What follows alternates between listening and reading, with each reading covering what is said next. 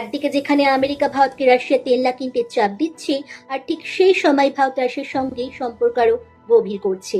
তবে এবার শুধু তেলের গল্প নয়, তেলের পর সার আর সারের পর পারমাণবিক শক্তি। তাহলে প্রশ্ন হলো, আমেরিকার এত চাপের পরেও ভারত কেন রাশিয়ার উপর এতটা ভরসা করছে? আর এর উত্তরটা কিছুটা পরিষ্কার হচ্ছে জয়শঙ্করের মস্কো সফর থেকেই। ভারতের বিদেশমন্ত্রী ডক্টর এস জয়শঙ্করকে স্বাগত জানিয়েছেন খোদ রাশিয়ার প্রেসিডেন্ট ভ্লাদিমির পুতিন। ইউক্রেন যুদ্ধ আর পশ্চিমা নিষেধাজ্ঞার মধ্যেও ভারত রাশিয়ার কাছ থেকে বিপুল পরিমাণ ক্রুড অয়েল কিনছে, আর সেটাই আমেরিকার কাছে বড় উদ্বেগের কারণ। তো ভারতের জন্য রাশিয়া শুধু তেলের উৎস নয়, সামনে আরো বড় বিষয় হলো ফার্টিলাইজার বা সার।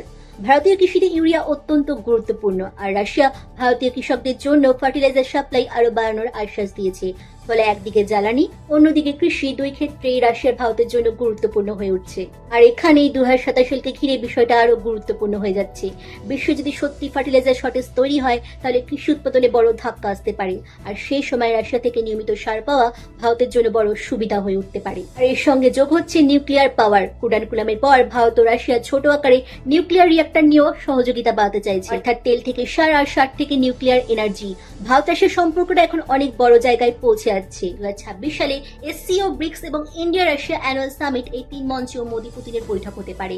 অর্থাৎ সামনে দুই দেশের সম্পর্ক নিয়ে আরো বড় সিদ্ধান্ত আসতে পারে। তাই ভারত রাশিয়ার সম্পর্ক এখন আর শুধু পুরনো বন্ধুত্বের গল্প নয়, এই সম্পর্ক ভারতের জ্বালানি, কৃষি এবং কৌশলগত নিরাপত্তার সঙ্গেও জড়িয়ে যাচ্ছে। আর আমেরিকা এই নতুন সমীকরণকে কিভাবে মোকাবিলা করবে, সেটাই হচ্ছে এখন সবচেয়ে বড় প্রশ্ন।